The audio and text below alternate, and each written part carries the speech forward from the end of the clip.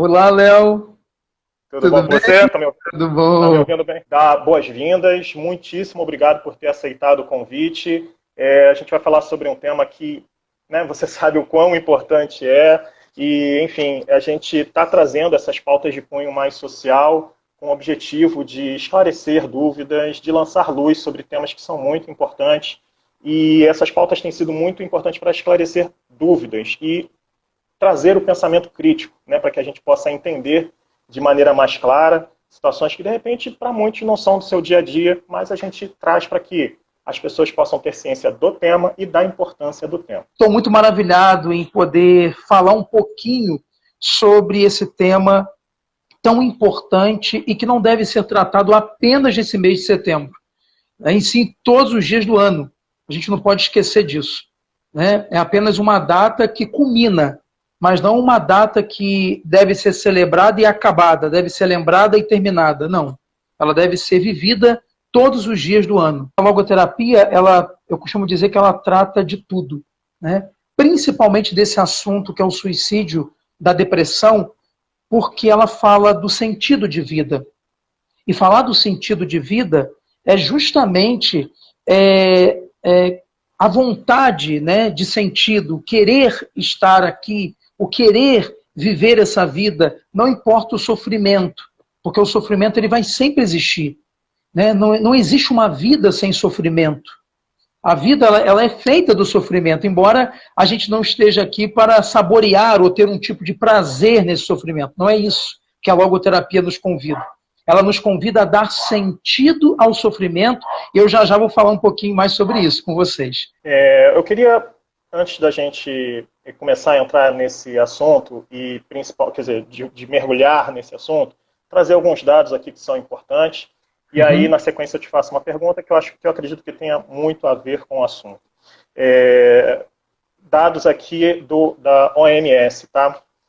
Cerca de 800 mil pessoas morrem. Estou com uma colinha aqui, tá, gente? Que é muita informação. Cerca de 800 mil pessoas morrem por suicídio todos os anos. O suicídio é a segunda principal causa de morte entre jovens com idade entre 15 e 29 anos. Ingestão de pesticidas, enforcamento, armas de fogo estão os métodos mais comuns de suicídio em nível global. E aí, pegando trazendo mais para a nossa realidade, Brasil, o Brasil está em 8º lugar nessa lista de países onde se tem mais suicídio no mundo. Rio Grande do Sul é onde acontecem mais. A cada 100 mil habitantes, nós temos uma média de 10 suicídios. Rio de Janeiro, para trazer aqui para a nossa realidade, está na média ali de 1,36. E é importante a gente dar números para que as pessoas possam ter ciência do que a gente está lidando. E aí, aproveitando esse assunto, e quando a gente estava falando das pessoas, como eu estava falando aqui, das pessoas atentarem contra a própria vida, eu tive um professor na faculdade, professor de psicologia, que era uma cadeira da faculdade, que ele falou sobre, pode ser que eu esteja errado e pode ser que eu não lembre bem da frase dele, mas ele falou assim, que a depressão é a ausência de forças da pessoa para... Eu estou falando aqui do que eu lembro, tá? Pode ser que eu esteja errado, aí você me corrige.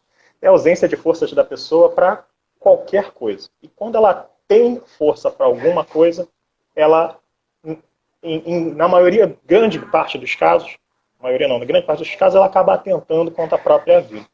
E aí eu queria que você falasse um pouco de... acho que não tem como falar de suicídio se a gente desassociar a depressão desse meio. E aí eu queria que você falasse um pouco sobre depressão, que é um mal que acomete o mundo, e é um mal que não dá na vista de todo mundo, né? Mas quem está ali Sim. sofrendo sabe o quanto deve doer. Aí eu queria que você falasse um pouco sobre depressão, e aí depois a gente entra em outros assuntos aqui que também são importantes, que eu acredito que também tem a ver com suicídio. Sim, perfeito. Às vezes as pessoas acham que o fato de estar triste, né, é um sinal de estar depressivo. Enfim, eu posso estar num momento depressivo e não estar depressivo. Existe uma diferença muito grande, né, em ser e estar. O ser, eu me coloco dentro da patologia. O estar é um momento. Né? Então, por exemplo, nem todas as pessoas acordam todos os dias bem. Tem momentos que você acorda mal. Então, por essa tristeza, ela caracteriza uma depressão? Claro que não. Tá? Então, existe algo muito importante para que você não saia diagnosticando todas as pessoas, ou então se autodiagnosticando como um depressivo, por exemplo. Tá? Então, eu costumo dizer que a tristeza, o medo, né, a ansiedade, elas são quadros extremamente naturais do ser humano. Tá? Então, todos nós nos sentimos em alguns momentos tristes, em alguns momentos com medo, em alguns momentos ansiosos. Não há nenhum tipo de mal com relação a isso. Agora, onde está o mal? E aí eu queria entrar nessa questão do desequilíbrio. Quando não há um equilíbrio dessas emoções, desses sentimentos. Para a gente entender isso, para a gente entender de onde brota essa depressão, porque ela não é apenas uma doença psicológica. Os neurologistas hoje conseguem provar que existe uma área do cérebro física. Por isso que algumas medicações são interessantes para que a terapia consiga agir. Não é que eu seja a favor, como psicólogo, como terapeuta, de um remédio. Não se trata disso. Mas em alguns casos, há necessidade de entrarmos com a medicação para que a terapia faça sentido na vida daquela pessoa. Ok? Entendi. Então vamos lá. Primeiro vamos entender a origem disso para a psicologia. Então eu vou falar de um nível mais logoterápico, tá? Então assim, o Dr. Viktor Frankl, que é o criador da logoterapia, ele tinha uma frase que ele explicava toda essa ausência de sentido, o que causava essa ausência de sentido na nossa vida, né? Ele explicou isso através de uma fórmula matemática interessante. D de dado é igual a S menos S. Então vamos lá. D de dado é igual a S de sapo menos S de sapo. Ok? É porque eu não tenho um quadro aqui para escrever isso. Deu para entender. Mas é assim. O que significa isso? Significa que desespero, olha o D aí, ó, de desespero, é igual ao sofrimento, é o primeiro S, sem é o menos, o segundo S, sentido. Então, desespero é igual ao sofrimento sem sentido. Toda vez que eu não dou sentido ao meu sofrimento, eu caio no desespero. E o desespero, todo mundo sabe, principalmente quem é cristão sabe disso perfeitamente, que o desespero nos leva às piores situações, piores decisões possíveis. Então veja bem, o desespero é, na verdade, o abismo existencial. É o que nós chamamos, imagina um abismo mesmo, ok? Um buraco negro onde você cai. E ao cair ali dentro, imagina só, Léo, ali dentro tem depressão, pânico, ansiedade, transtorno de ansiedade, não posso dizer ansiedade, porque a ansiedade é um fenômeno natural. Ali tem todo tipo de doença psíquica que você possa imaginar. Então, olha só que coisa interessante. Mas aí existe uma grande questão, como sair desse abismo? No momento em que eu não dei sentido, então eu caí no abismo, nunca mais saio? Não. Veja bem, uma pessoa que cai dentro de um buraco, a tendência dela é querer saber onde ela está, correto? Só que ela nunca vai saber porque é escuro demais. Os lados são escuros, a frente são escuras, atrás é escuro. E aonde está a luz? Em cima, de onde eu caí. O abismo tem um buraco, então é ali. É para cima que eu tenho que tentar ir. Quanto mais eu subo, mais luz eu vou achando. Veja bem, isso chama-se a vontade de sentido. O que é esse sentido? Só para a gente entender aqui, a gente não ficar... Porque falar de depressão, eu tenho que falar da ausência, o que causa ela, né? Então, o sentido, ele pode ser qualquer coisa, desde que ele não seja dado a você. O sentido não pode ser dado, ele tem que ser encontrado, ele tem que ser buscado. Então, vou contar uma pequena história aqui para vocês entenderem o que é o sentido. Uma judia, após a Segunda Guerra Mundial, ela foi fazer uma avaliação médica. E chegando no médico, o médico se interessou por uma pulseira de dentes humanos que ela tinha. Essa pulseira tinha um dente formada toda por dentes humanos. E o médico perguntou a ela o que significava aquela pulseira. Ela disse, doutor, essa é a Maria, esse é o José, esse é o Joaquim, essa é a Miriam, e foi falando o nome dos 9 filhos dela que morreram no campo de concentração. Veja, perder um filho deve ser uma dor imensa. Você perder 9, e ainda na circunstância que foi, é extremamente desesperador. Porém, o médico se espantou com aquilo e disse para ela: como que você lida com tanto sofrimento? E ela disse: doutor, hoje eu cuido de um orfanato em Jerusalém. Veja bem, ela deu sentido àquele sofrimento, porque se ela não desse sentido, ela cairia no desespero. Se você olhar para a cruz, o que você vê? Você vê sofrimento, você vê dor. Mas nós olhamos para a cruz de uma forma diferente. Nós vemos ali o sentido. Porque por detrás daquele sofrimento existe um sentido que é o céu. Entendeu isso? Então, assim, o sentido ele não pode ser dado. Ele tem que ser encontrado. Você que está vivendo um momento de ausência de sentido, você precisa encontrar esse sentido. E eu vou dizer para você que nem Deus, olha a minha ousadia, nem Deus pode dar a você esse sentido. Você vai dizer, que heresia, Daniel é um herege. Não, não sou. Porque está lá em Gênesis que Deus nos deu livre arbítrio. Sim. Então nós, por mais que doa o seu coração, né, por mais que Deus sofra com isso, Ele permite a sua vontade, né, de querer, às vezes, tomar caminhos que não o agradam. Entende isso? Então, o sentido precisa ser encontrado, buscado. E é essa a base dessa teoria maravilhosa, dessa ideia que a logoterapia traz. E aí fica mais claro da gente entender o que é depressão agora. Ah, mas é porque eu não sou temente a Deus, não tem nada a ver com algo religioso. Sim. Ok? Senão padres não ficariam deprimidos, não cometeriam suicídio. Eu tive uma reportagem recente que eu estava vendo de padres que estavam cometendo suicídio. Veja, isso espanta a gente, né? Espanta a gente. Ah, então, né? Então Deus é culpado por tudo isso? Não, não se trata disso. Veja bem, existe uma diferença muito grande, né? E esse livre-arbítrio que nos permite decidir aquilo que queremos. Se hoje queremos encontrar e dar sentido, ou se hoje queremos continuar vivendo esse abismo existencial. Ok? Isso é a minha vontade. E Deus, repito, por mais que Ele sofra com isso, Ele nos permite, porque decidimos isso. E às vezes também não conseguimos imaginar quais são os planos também dele na nossa vida. Né? A gente não tem ideia do plano de Deus. Tem pessoas que naquele momento de crise é ali que realmente se encontra como pessoa, se encontra como pessoa espiritual, né? Uma pessoa social, enfim.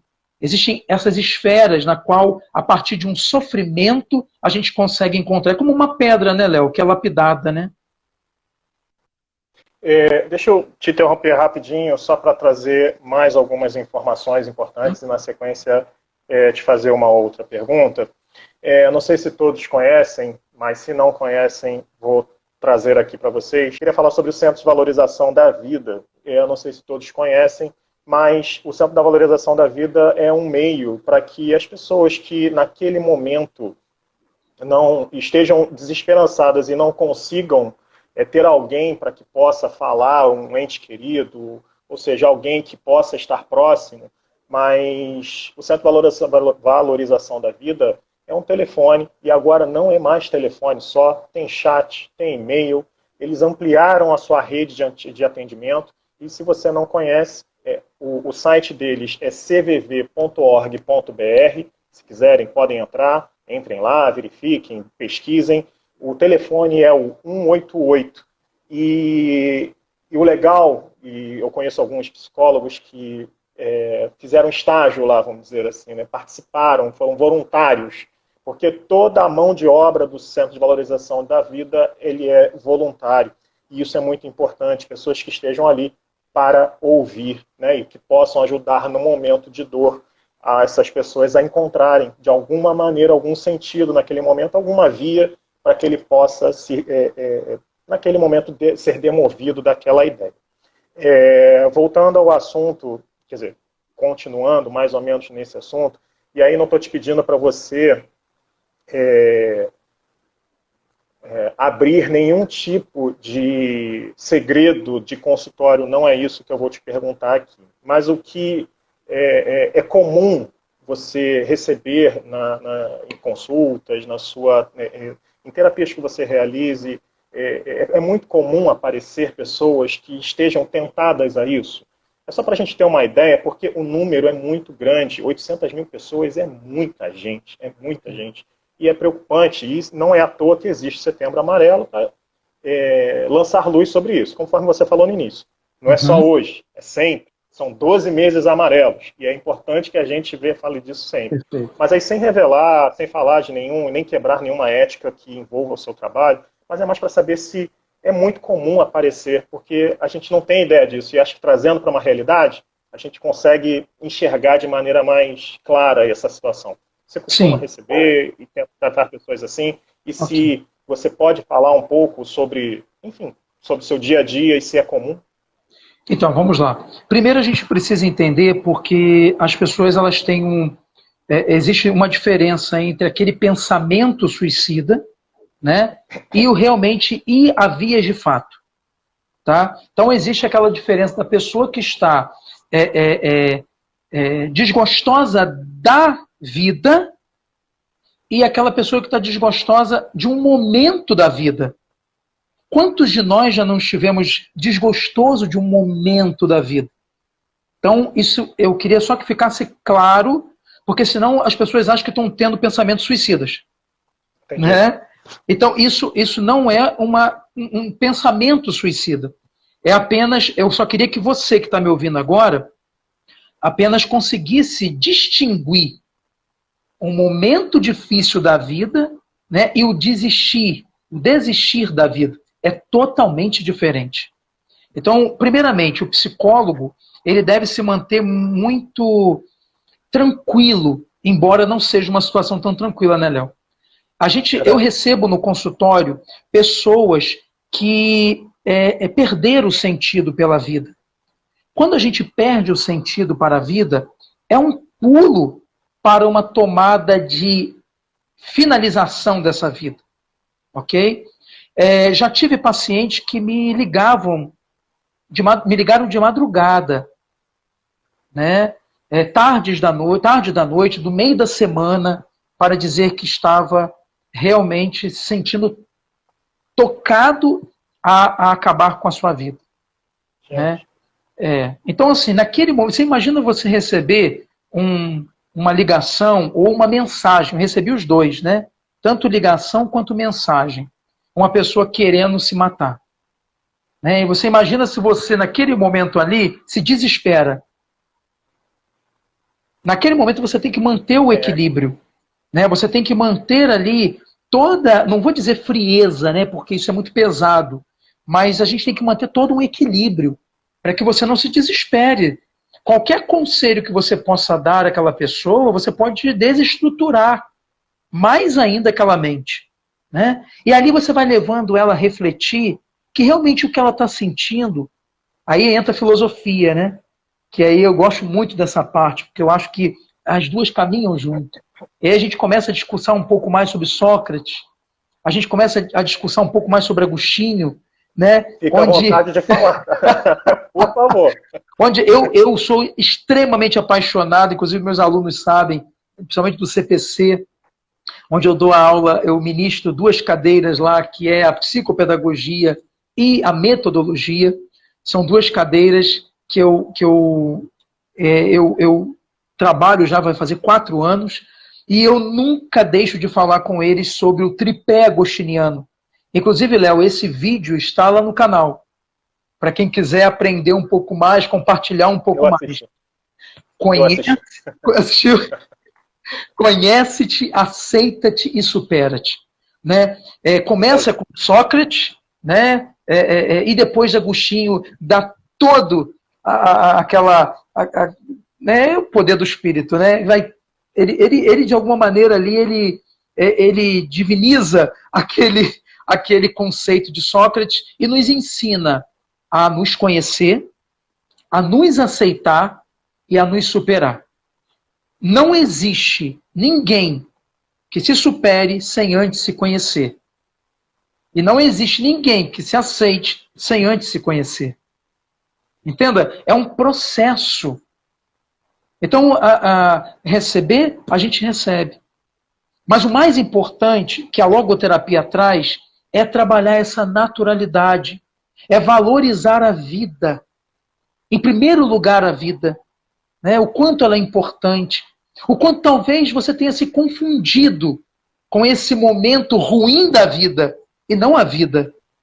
Eu costumo dizer, eu não, né? Quem sou eu para dizer isso? Mas o Viktor Frankl fala isso, né? Que nós devemos não pedir ao mundo uma resposta, mas dar a ele uma resposta. Se você espera do mundo a resposta, pode ser que essa resposta não seja favorável a você. Pode ser que essa resposta, ela de alguma maneira te decepcione. Mas quando você dá a resposta para o mundo, é certeza de vitória, é certeza realmente de superação. Ok? Você acha que esse sentido à vida que as pessoas precisam encontrar, né, para que possam significar aquele momento ou ressignificar aquele momento, por muitas vezes ele não é perguntado por conta do medo, ou seja, do medo das respostas que ela possa ter, e às vezes é uma fuga da pessoa não querer enfrentar aquilo, e na maioria das vezes ela acaba atentando por medo dessas respostas. Se eu tiver com algum pensamento muito... me traz de volta, né? Eu estou aqui perguntando, estou na minha função de perguntar, mas fica à vontade de me cortar, e até de cortar que eu falo no sentido de não tem nada a ver, é uma outra coisa, mas é porque assim, quando a gente começa, porque você está falando, eu estou aqui bebendo do conhecimento. E aí, quando você está falando dessas situações que são muito específicas e a gente às vezes não consegue realizar dessa maneira, do tipo, pô, a pessoa está sem sentido para a sua vida, ela precisa entender aquele momento, precisa significar esse momento e buscar de alguma maneira, com apoio, enfim, de alguma maneira para que possa entender que ela não precisa atentar contra a própria vida, ela precisa entender o momento que ela está passando. E aí a pergunta vai nesse sentido mesmo. Você acha que o medo de enfrentar essas perguntas é o que pode levar a pessoa a isso também? Sim, então, existe um tabu, né? Quando a gente fala da questão do suicídio, embora vivemos aí em pleno século XXI com tantas tecnologias, né, com tantas informações, olha que bacana, ninguém precisa sair de casa para ter uma informação, e aí eu vou puxar a sardinha para o nosso lado, né? De qualidade, olha aí, chegando, né, na sua casa uma informação legal, mas mesmo assim existe um medo. Talvez, como você disse, né, uma defesa. Né? Eu não vou dizer simplesmente o medo, mas sim a defesa. Porque assim, o medo, ele existe, ele é natural, como eu falei. Existe o desequilíbrio desse medo. E existe aquela meia instância, onde eu já saí do que é natural e caminhando para o desequilíbrio. Eu acho que nesse meio, existe aí realmente algo que nos impede, com o medo do novo, de descobrir aquilo que vai vir. Né? Como isso também nos impede muita coisa na vida, nos impede de alcançar e galgar carreira, né? Às vezes um sonho que você tem. Então você, às vezes falar em público, como eu gostaria de falar em público, mas tem aquele medo. Né? Mas quando chega ali, fale, nossa, não é nada daquilo que eu imaginava. Né? Que bacana, olha, me superei, pronto, já está dando palestra, está falando aqui na live, ao vivo. Né? Então, o que acontece? Esse medo, ele muitas vezes pode nos impedir a esse novo. Tá? Mas vamos chamar esse período aí, esse momento, esse processo que você colocou, como se fosse uma defesa da pessoa. Tá? Entendi. O mais importante de tudo é fazer com que a pessoa tenha conhecimento e consciência daquilo que sente.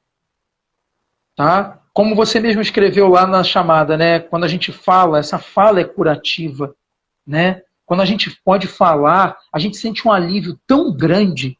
E é por isso que a gente deve aproveitar desse serviço que a CVV oferece. Não importa a hora. né? Não importa a Verdade. hora.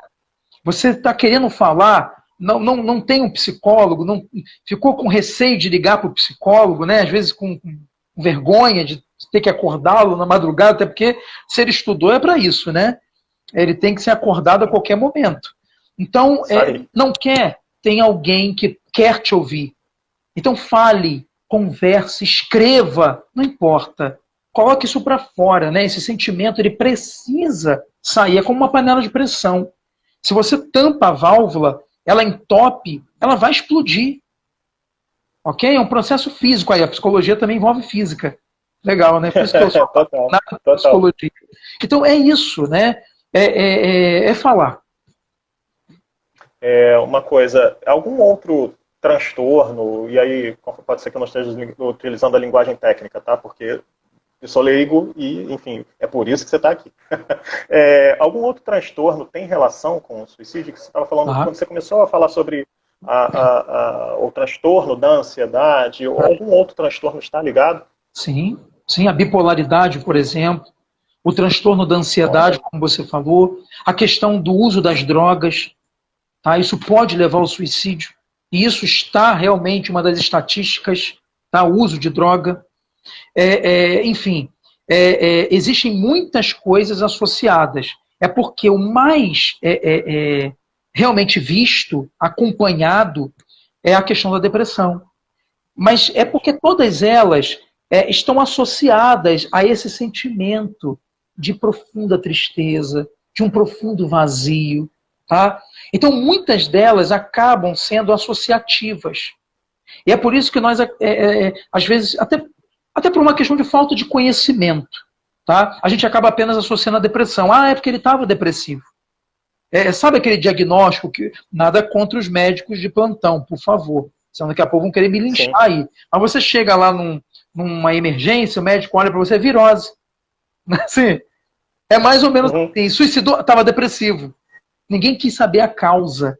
Você está entendi, entendendo? entendi. Então, vamos tirar do ombro do médico. Então, vamos lá para aquele o especialista lá que conserta o computador. Você chega lá com o seu computador, qual é o problema? Ah, é a placa-mãe. Poxa, a placa-mãe é o computador todo. Você está entendendo? Agora, se ele diz, não, Entendi. é uma memóriazinha, né? É um transistorzinho que está aqui, é só trocar. Não, é a placa-mãe. Ou seja, a gente generaliza aquilo. É por isso que a gente acaba associando o suicídio a sempre uma pessoa depressiva. Ah, ele É muito comum. Pode de uma falar, questão pode falar. muito importante, a esquizofrenia também pode levar ao suicídio. Né? A Porque esquizofrenia. assim, eu li bastante sobre o assunto, li assim, para poder entender um pouco mais, né, do assunto e o porquê do Setembro Amarelo. É lógico, eu não sei se esse dado é real, enfim, não é porque está na internet porque é verdadeiro, né, mas enfim, estou buscando fontes que são confiáveis, como a Organização Mundial da Saúde, o Centro da Valorização da Vida, alguns dados que estão na Wikipedia, que são, enfim, são trazidos para que a gente possa ter ciência da consciência do Setembro Amarelo e do porquê desse mês a gente falar tanto do assunto. E aí, só para trazer um pouco de história para as pessoas, história que eu falo, o porquê, origem. Em 1994, um jovem americano de 17 anos tirou a própria vida em seu Mustang 1968 amarelo. Seus amigos e familiares distribuíram no funeral cartões com fitas amarelas e mensagens de apoio para as pessoas que estivessem enfrentando o mesmo a palavra desespero que Mike. Sim, E aí, pegando o que você falou lá na frente sobre o D, S e S, né? Enfim, sim. desespero. Pode ser que a gente ouça essa palavra mais vezes nessa live, tá, gente? E essa mensagem foi se espalhando e se espelhando no mundo afora. E o Centro da Valorização da Vida e outros meios, né, de organizações não governamentais, elas utilizam, uma iniciativa, né, do Centro da Valorização da Vida, entre outros centros também, mas eu não sabia que foi iniciada a partir desse ato. Sim. E aí, pesquisando, nerd que sou, né, acabei... Nerd é aquela pessoa que gosta de saber mais sobre o assunto, né? Quanto mais quer saber sobre o assunto, você acaba pesquisando mais e se aprofundando mais no assunto. E aí, com base na dor de uma pessoa, a gente acaba sabendo, acaba criando uma data não para, entendam bem, comemorar, mas para conscientizar de uma data, de uma situação tão importante. E aí, Daniel, se eu sei que pode ser que não seja tão difundido assim, e conforme eu falei, as pessoas têm o tabu de falar do assunto. E aí, a Gisele até falou aqui, a Gisele falou assim, medo das respostas.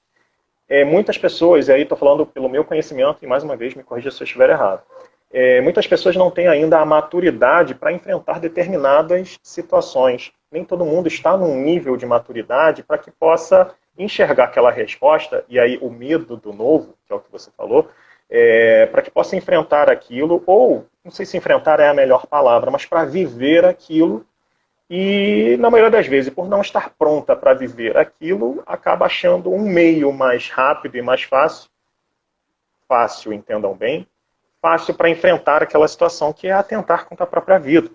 E aí, a pergunta vai muito nesse sentido. Se no seu dia a dia, se no dia a dia até das pessoas aqui, se elas têm próximos, se você consegue de alguma maneira difundir esse conhecimento além da sua aula, das suas aulas, se isso é muito comum de você falar no seu dia a dia, ou seja, esse tema, já que a gente está falando de 12 meses amarelos, se nas suas aulas, se você reforça isso de alguma maneira, como é o seu dia a dia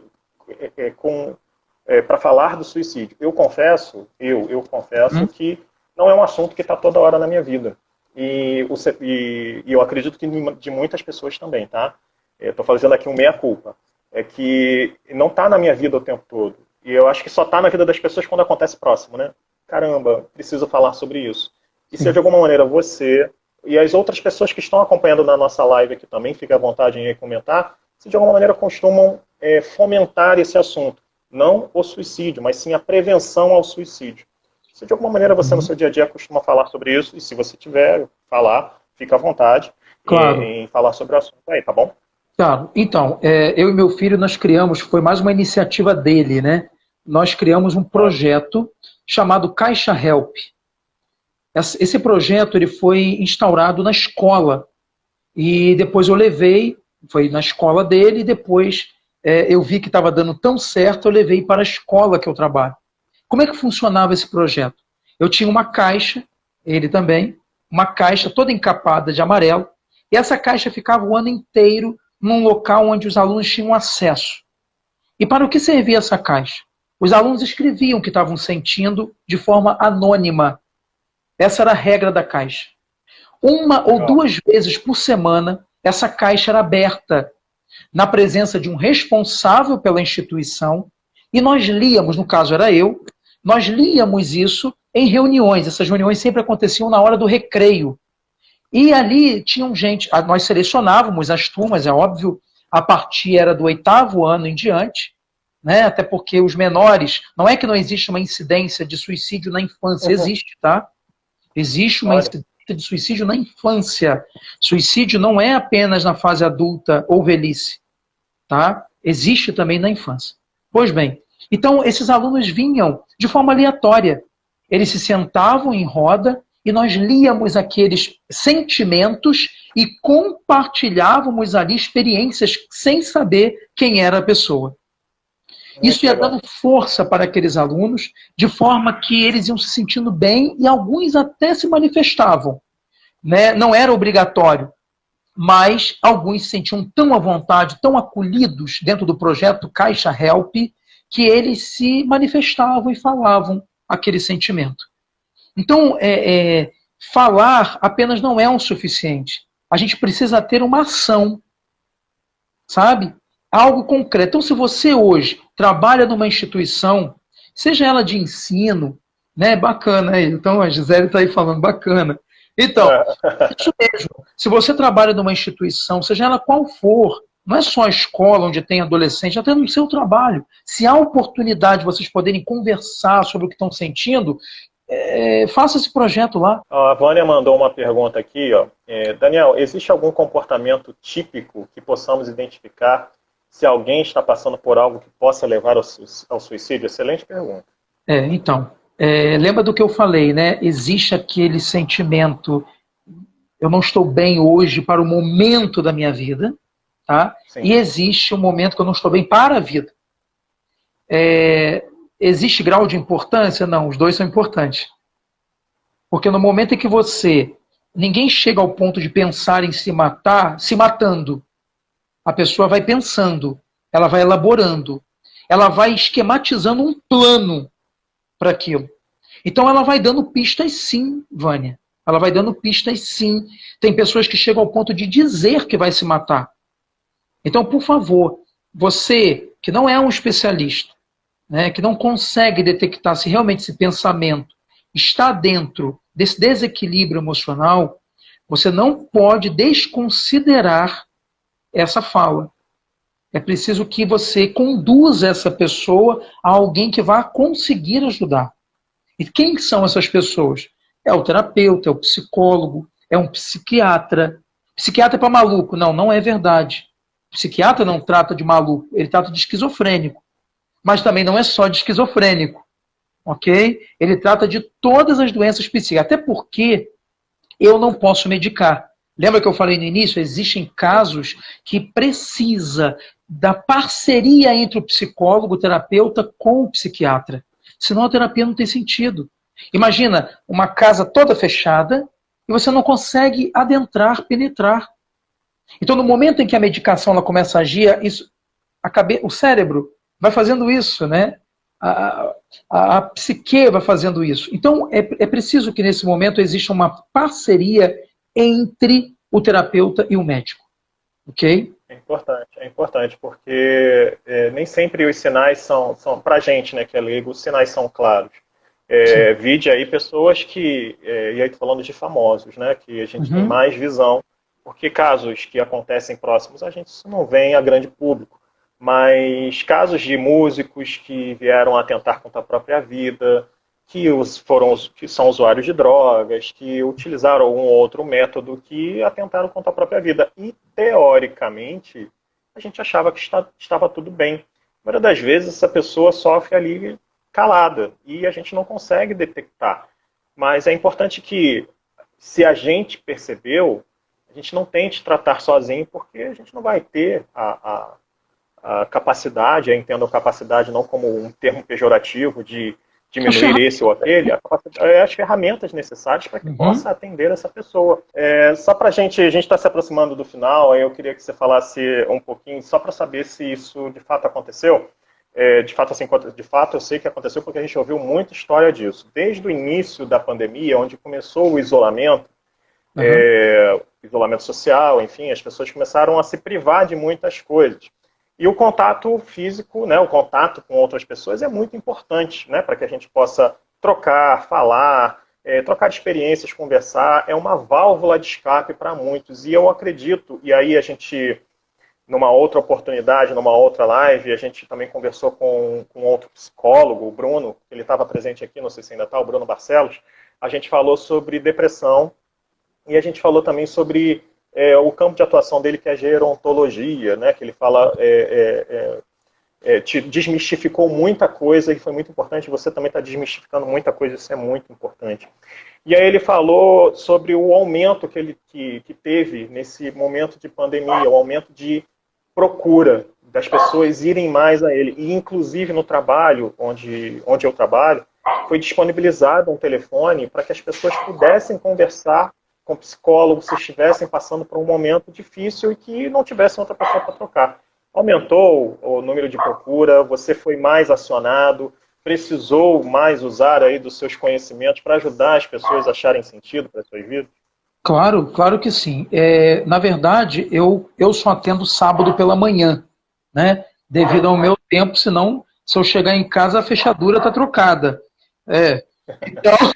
Então, eu só atendo sábado pela manhã enfim, a agenda realmente lotou, né? E pessoas procurando, pessoas aguardando, né?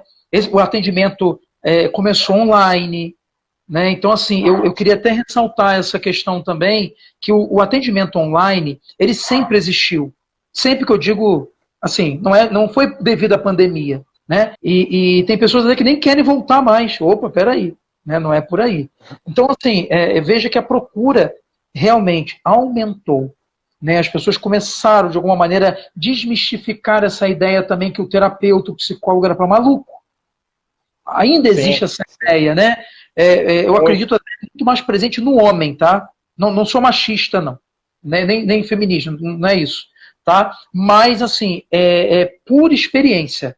O homem ainda tem esse tabu de talvez não se mostrar, não sou fraco, não preciso de ajuda, né? Pelo contrário. Ok? Agora, pelo incrível que pareça, a maior parte das pessoas que nos assistem no Receitas Psi são homens. Eu fiquei Olha que muito legal. feliz em saber disso. Né? Bacana, já é um grande começo aí para se entender a terapia na sua vida. Bem legal, né? Bem, conforme falei, estamos nos aproximando aqui já do fim. Já não parece, mas a gente já está falando há quase uma hora. Eu, Nossa, mais uma vez, quero agradecer a sua disponibilidade, seu comprometimento em falar abertamente sobre o assunto. Ó, já tem a gente até falando, já fiz terapia de grupo no Hospital Antônio Pedro. Ó, olha aí, tá ó. vendo? Muito Perfeito. legal, muito legal, muito legal.